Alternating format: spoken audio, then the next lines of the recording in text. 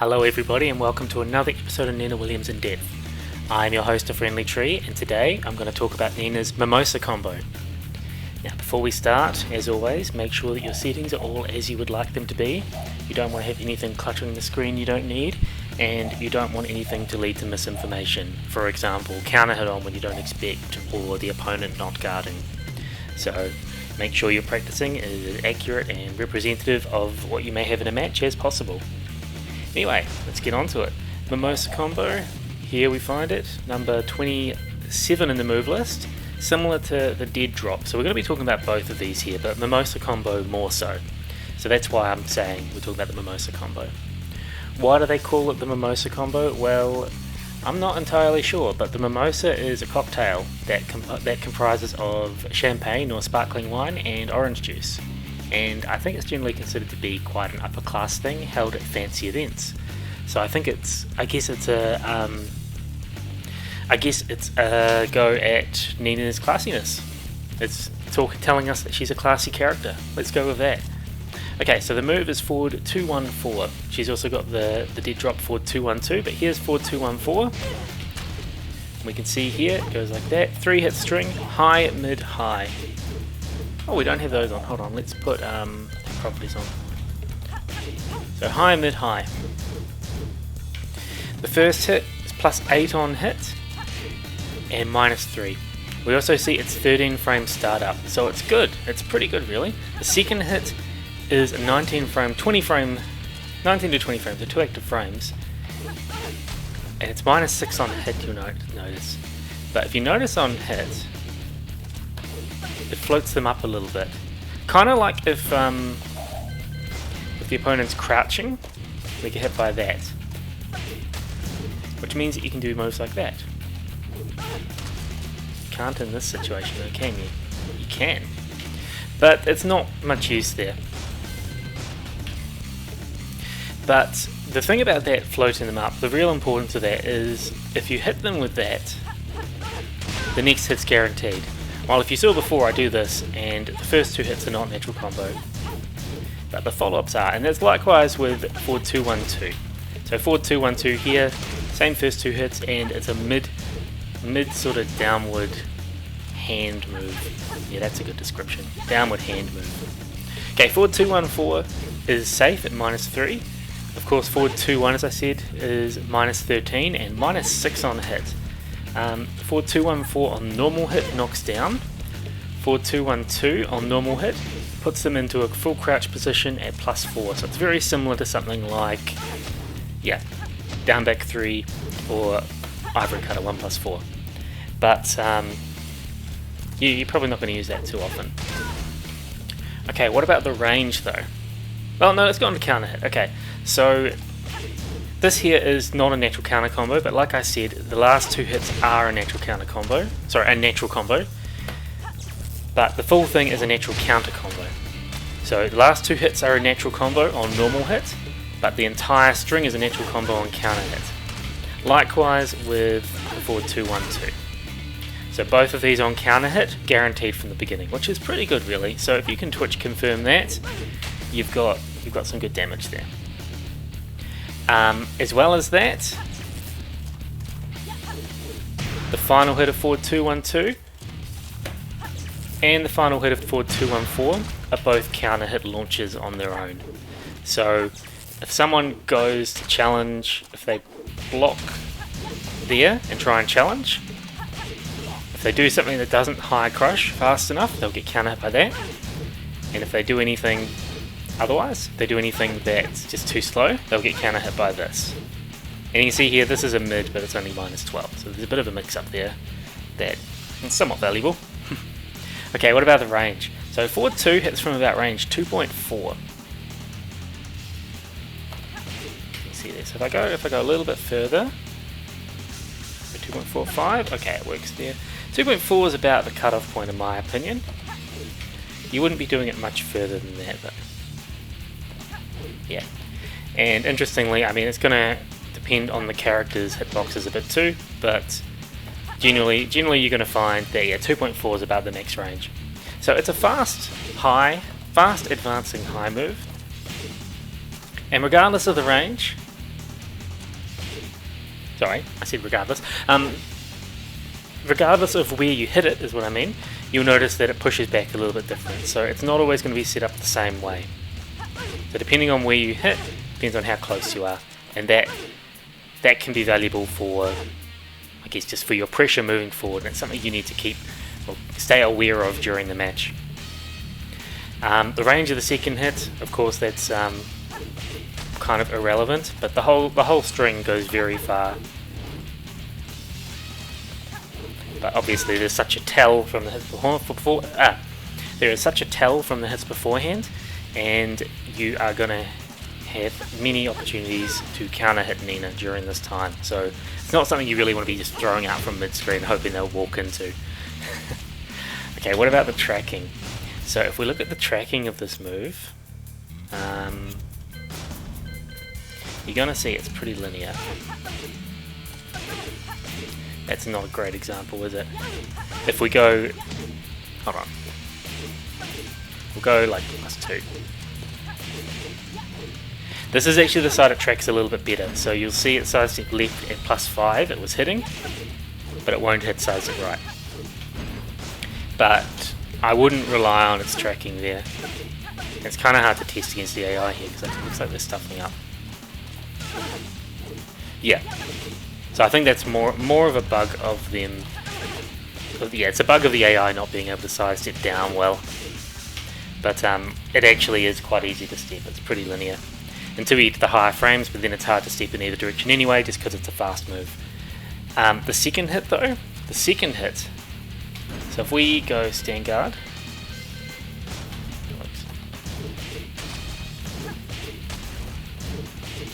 you'll see it's going to catch them either way. So I guess with that in mind, you can look at the opponent's action, and depending on what they do after the forward 2, you could throw out the second hit. I mean, at -13, it's not a huge risk against most characters. So yeah. And the final hit, they're not going to be stepping that. But it's a high, obviously. I think this tracks both ways too. Yeah. So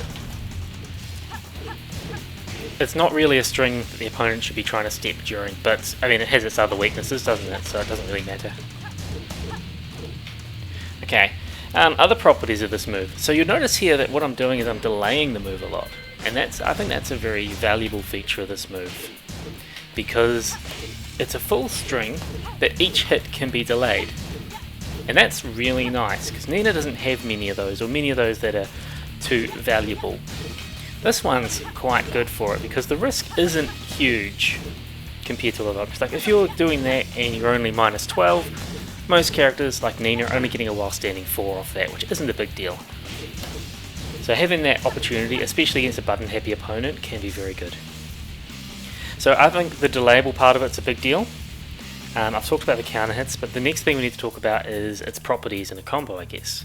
So it causes a tailspin, which is a great option.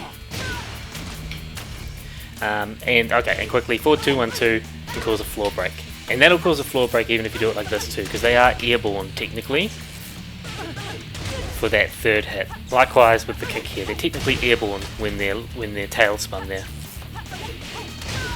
Which does mean you've got to counter. It's not the same as going into that, well, the old counter hit version that was straight into the tailspin. So you couldn't do the same combos. It's fun doing those sort of combos though. Like you can do this, make it whiff. You can use it for wall carry because of this, which is pretty neat. And it's actually a very good option to use for wall carry when you're close to the wall, because if you're in a combo and you do this, it leaves the opponent very high, so it allows you to continue a wall hit, unlike many other tailspins she has. So it's a good option to use there with its tailspin properties and just its wall carry in general. I want to give a bit of an example about this. So I showed before about with the forward 2, how depending on where it hits, the range that you recover on is different. And that kind of extends to the move on hit as well, like the whole move. So for example, if I do this, oh actually, let's set the properties so Nina doesn't move. So we're going to set Nina so she doesn't get up at all, the opponent Nina. If I do this combo and I do it as fast as I can, you'll see they're at about 3.6 to 3.64. Now what I'm going to do is I'm going to delay the move. Now you can see they're at 3.89 to 3.93. So by delaying the move you can actually increase the wall carry with this move, with this string. I mean, it's not her most rewarding wall carry, obviously, compared to a lot of the other stuff she has, but it's still valuable to know that you can do this. And when you're in a shorter stage, when you're close to the wall, your options need to change, and you often need to do a combo on the fly that isn't considered optimal, but it's optimal for that situation.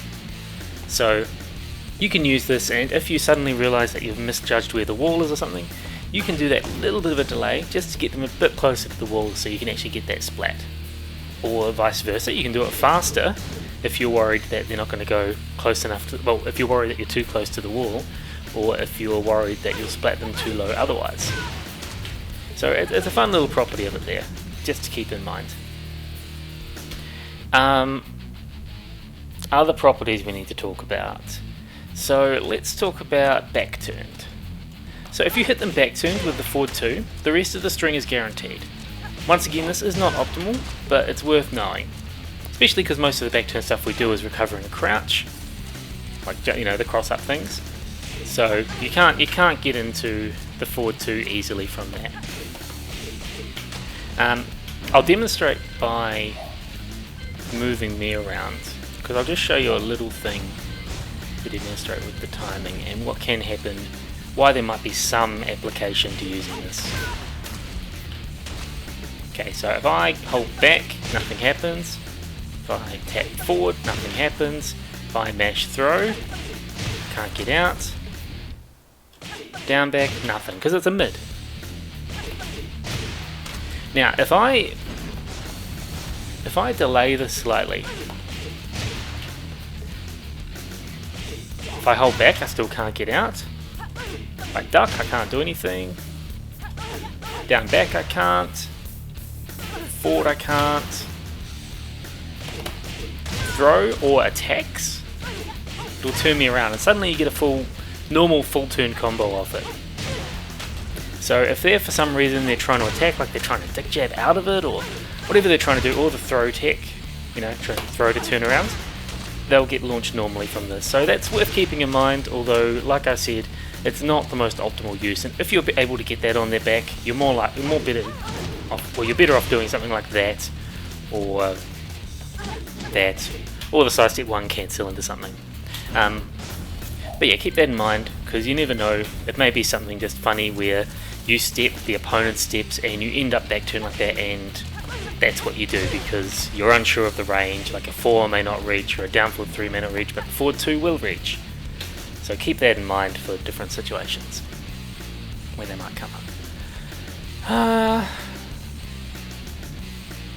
I guess that's everything for the properties of the move. We've gone through, well, we haven't talked about the damage. So 39 damage there. On counter hit, it just has the extra damage on the first, so 41 opposed to 38 is 40. Yeah. But yeah, it's every move, every hit except the second hit has additional counter hit properties, really. Oh, I should also mention the first 2 hits, there is a 9-frame window to confirm this, which is the same as up for 2-1.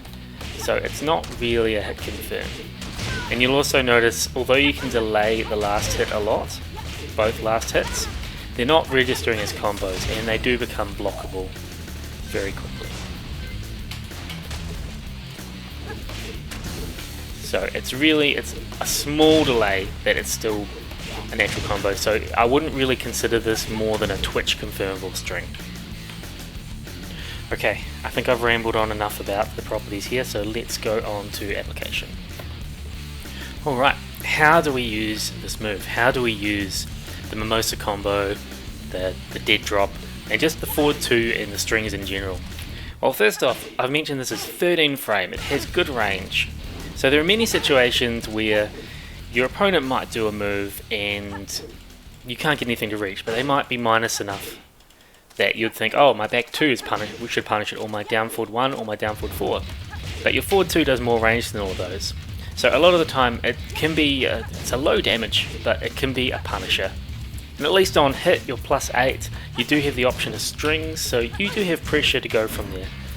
If I'm using it as a punisher, I generally just do the forward 2 and I'll take the 8 frames. Because at +8, let's show another example here. At +8, at +5, this move can be stepped very easily, for example. But at +8, it's impossible.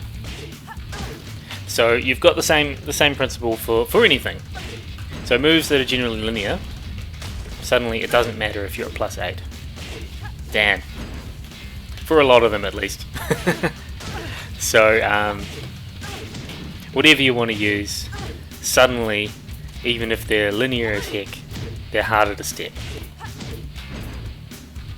At least try to step it, Nina. It's like only thing that she can step, down forward 2. Anyway, yeah, so I often just take the frame advantage. At +8, it also means you can get a good throw mix-up. But be mindful, be wary of the range, because obviously if you hit it too far away, you're not going to get much. And then you're at risk of the backdash. So obviously up close, they can't even backdash a throw in this situation. So any of these 12 frame throws, oops, they can't backdash. And they can't step them at +8. So it becomes a good move to get in and enforce a throw game. Especially because you've also got tons of mids that they can't do anything about either. So just be careful of the range, and some characters may be able to backdash that a bit more effectively, so be afraid of the backdash if you're worried about that. What else can we talk about with this? So punishment. So I would generally use this as a punisher in a few different situations. In fact, let's quickly jump. The first situation that comes to mind for me that's like that is Yoshimitsu. So not a move that you're gonna be punishing very often, but a lot of Yoshimitsus, they might use his back 2-2 as a punish, and there is the threat of back 2-1, right? So that's back 2-1, back 2-2, like that. So if I do that, I can't get anything to reach, although, whoops, you can see it's +13, but even at close range, even if I'm neutral guarding, it won't work. But forward 2, even if I'm here, it works. So that's a punish on that, and a lot of characters don't have a punish that's guaranteed on back 2-2. They have to rely on reacting and ducking, with the risk of being hit by the back 2-1 instead. So, and obviously if you're like, oh sweet, I can duck and launch, and you get launched by that, it's a lot of damage you're going to be eating. So it's pretty nice if you don't want to make the big read. Nina doesn't have to, because she actually has an option that will cover both, I suppose, because you can completely launch the back 2-1. You can just reverse ivory it, no worries. And the back 2-2, you can forward to it, so you don't even have to duck. So that's pretty nice, isn't it? Okay, so I do actually use this as an approach tool sometimes because of its range, but obviously you've got to be careful because of how linear it is. So you got to choose your moments, but getting in with it, I mean, it doesn't have that bad a whiff recovery. You do have the threat of the second hit, so you could throw that every now and again if they do try and challenge you, but generally I just do it in block, and it's pretty easy to confirm if you've got the +8 or not, and just throw something out. And like I showed before, oh, come on. If you do that, it's not a big deal. -3 is still a place, so you can play around and you can actually still step or backdash or do what you want after it anyway. So it's not a huge deal if they block it, but it's a way that you can get in. So I really like it as for that. The whole string itself though, of course, it's hard to counter hit confirm. You kind of need to twitch confirm it, and that's where I get in trouble a lot. So I've told a lot of people before, if you want to beat me in this game and you see I'm using forward 2 a lot, deliberately get hit by the first hit, because I'll twitch confirm that. I'll go sweet that hit and I'll continue the string. And it's not a natural combo, so they can just block and then duck and punish me or do what they want. So yeah, it's really a twitch confirm. I wouldn't use it in too many other situations beyond that, except for in a combo, but I'm not a person to use this in a combo very often. So I guess an example might be what people do a lot of the time. They do like that. And if you look at down 2, 3 here, oh, sorry, it's the same damage. So it's just about if you want more, well, just depending on the wall carry and the recovery you want. As you see here, 3.15, 3.17. Oh, come on. 4.15. So that's a decent improvement in wall carry, isn't it? But I mean, depends what combo you're going for. You did see me use the forward 2 there, so it is a substitute for quarter circle forward 1. So if you're worried about getting that to connect, then what you can do is you can sub out any of these quarter circle forward 1s for a forward 2. So for example, dun, dun, dun, dun. Obviously you're losing a lot of damage each time you do that, but it's a very easy, reliable option. So people often do 2 and then substitute a forward 2. So you're losing too much damage, and they're just increasing the consistency. And the same thing happens for Magic 4. So people do like that, for example. Problem here, of course, is it can be a bit inconsistent on this Magic 4 combo still. So you've just got to make sure you can judge the distance right. See, it's pretty consistent. But yeah. Otherwise for combos, I don't use it very often. I just like the flashy idea of skipping the first hit. And the delay, it makes it good if you're sort of improvising a combo, because you can sort of use that timing to judge the height. Because I mean, if you do it too early, for example, it's just going to whiff like that. But you can just delay. Yeah. So I guess it's good for combo creativity, isn't it? And it's just an easy option. The combo itself of this, most people just do something like that. So that's forward 2, 1, 4, run up, quarter circle forward 1, down forward 3, 2, forward, quarter circle forward, this is my standing 1, into quarter circle forward 4, 2, 3. Or if you're wanting something a bit easier, consistent, like if you're online, just go straight into the quarter circle forward 4, 2, 3. So I'm pretty much doing a quarter circle forward, quarter circle forward 1, down forward 3, 2, then just holding forward and pressing 4, 2, 3, which is very easy. But yeah, you generally do the extra hit, and that's good damage, good wall carry. I think that's the go-to, really. Oops. Wrong move. That's a different video. I'm pretty sure you can get good stuff with just run up, forward 4 though. I'm pretty sure that works. Yeah. But I mean, even that's not a huge deal more damage, is it? And it's a little bit finicky. So if you feel like showing off, you gotta dash properly. Yikes. This is what you come here for. Trees combo drops. Next series coming out. Trees combo drops. Yeah, it's a bit finicky. Yikes. You gotta do it very fast. And you gotta drop the combo, because, yeah. Anyway, it's a little bit more damage. Or roughly the same, but it's flashy. Come on, last try. Yeah, so a little bit more damage, but a fair bit more difficult compared to the easy combo I was doing before. Yeah. So, how about we talk about some Oki, and then I'll just go into the wall stage to demonstrate the rest. So I don't have great application of Oki for this, but I do want to demonstrate just how you can use it after some knockdowns. So what was the main example I was going to do? I was going to do off this. So if you get that kind of knockdown, then I think it's quite powerful here. It's not incredible, but let's say we wake up backward first. What I'm going to do is I'm going to do this, dash into it. You can do forward 2, 1, 2, but we'll see if they get up backwards. They just block it there.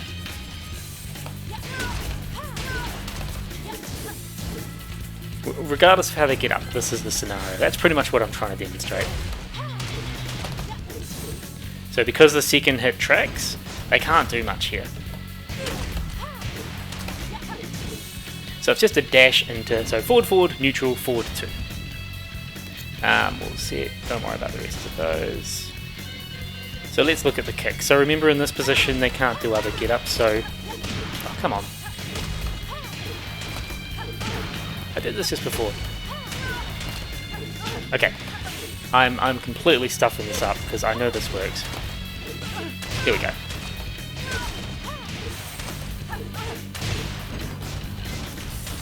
So it's pretty much, it's going to cover the options, and it's more, once again, against an aggressive opponent or someone that may be waking up backwards for some, I don't know, waking up and ducking for some reason, but it's not great. It's not my go-to, it's far from my go-to. You could use it in other situations too, just like, yeah, you just got to get the timing right if you're going to do that one.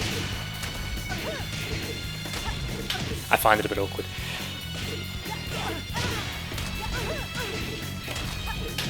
Yeah, I find it awkward.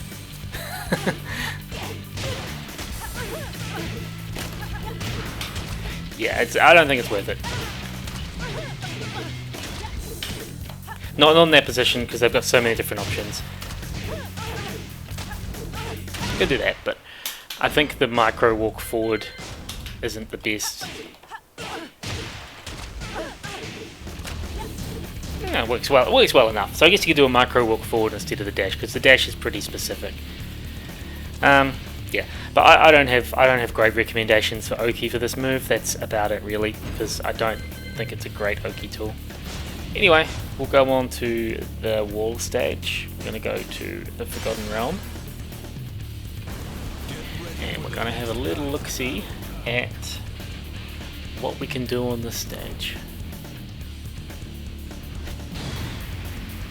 So first things first, forward 2-1-2 is a lot more valuable on this stage because it's only minus 12.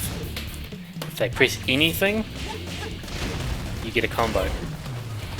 And I don't even know what combo because I never do it. I guess you could just do... Is that what you do?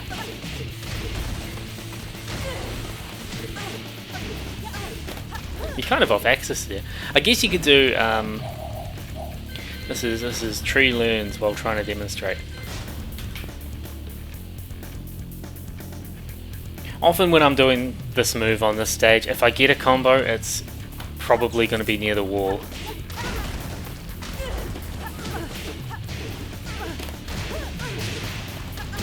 Yeah, but yeah, depending on what you do, depending on the hits and everything, I guess depending on the axis, because you could see that Nina was off axis, and that's why that was harder before. Gotta remember what move we're talking about, don't I? You do a side step. No, you can't. Anyway, you've got options. It's you could always just do whatever you want. You've got the freedom to do whatever you want. But the point is that you do this, and on this stage, it negates all the risk of the 4, except you'll be more likely to get punished if they're patient. So you get a higher reward generally, or maybe not a higher reward, but it's just more consistent. It's worth doing on this stage because you don't have the risk of them ducking and launching you. I also wanted to use this stage to demonstrate the wall carry, and what I meant about using it at the wall because it leaves them splat quite high. So let's go default, so our loading times will be fine anyway. But let's say I do a combo. Don't know why I did that combo, that had no relevance whatsoever. So that is not bad because I get into that height, but let's say... Oh man, I can't even get a good example there. Let's just do something like this. So that, in that situation... Nah, it's not even the situation I want, guys. Sorry, I apologize for this. If I go like here, if I'm not... I know a good way how to set this up. God, I'm taking forever. Sorry, guys. go like this and we'll go wall. So let's say I go here. Oops. Damn, that actually worked well. I do something like that, and I can't get a combo there because I'm too close to the wall. So I do that and suddenly no wall combo. But if I go here and I do this, it's even worse. Ha! What I wanted to demonstrate though is you can do this. So it works like that, opposed to if I'm at this sort of range, you don't get as much, right? And it can be a little bit less consistent.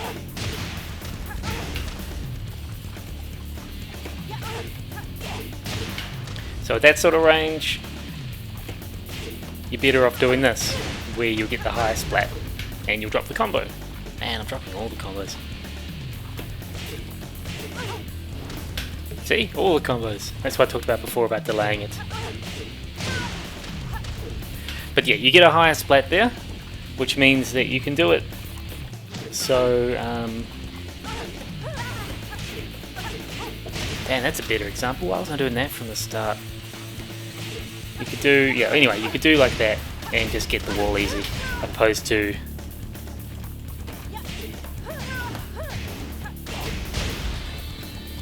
I hope I'm demonstrating what I want to properly. Sorry guys. You can just use it to adjust for your wall carries. Yeah, see? Because pretty much the last hit can hit on the wall and it still works, while other tailspins that won't be the case. So if you get it, if you're in this kind of position and the last hit's on the wall, it still lets you get a full combo afterwards. That's the whole thing I was trying to demonstrate and just muddled my words and messed up. But you get the idea. That's the Mimosa combo. That's everything I'm going to talk about with it, okay? So now we're going to tidy up and go to the other stage. Nina's Mimosa combo, or forward 214, as well as the extension forward 212, are 3-hit strings that start with a 13 frame high, with decent range but poor tracking, followed by a mid, 19 frame with 2 active frames, that is unsafe on block and negative on hit, but also followed up by either a high or a mid, which if the second hit connects, you get a combo or you get a knockdown.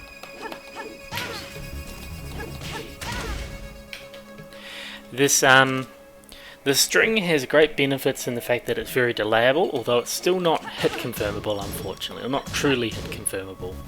The entire strings are natural counter combo, which make it very valuable for if you do see someone press a button, because you can confirm from that. In my opinion, its main application is as a combo use, or as a combo tool, with the forward 214 causing a tailspin and the forward 212 causing a floor break. But I do really like using forward 2 both as a long range 13 frame punisher in situations where something like back 2-2 or down forward 1-2 won't reach. And I also like using it just as an approach tool because you're +8 on hit. This move on its own I think is very good.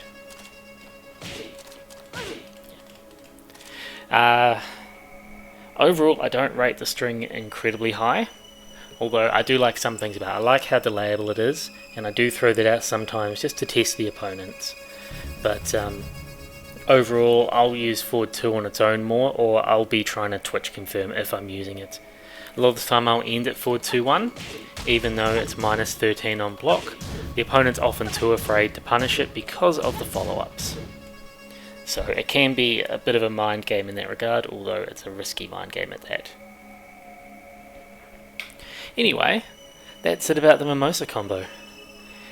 Get in the spirit and have a mimosa to learn how to use it. Maybe not. Anyway, how do you guys use this move? Please comment below, let me know what you think of it. Do you like it? I really think that the forward 2 is strong, but the entire string I wouldn't use very often outside of combos, or just trying to do something flashy. Although it does have that validity near the wall, for if you're close to a wall, just modify your combo so that you can get a little bit more damage, opposed to just doing like a jab or something to carry the wall. You can get that extra, well, those extra hits in for good damage. Okay, comment below, let me know what you think, and I'll catch you all next time. You win. What's done is done.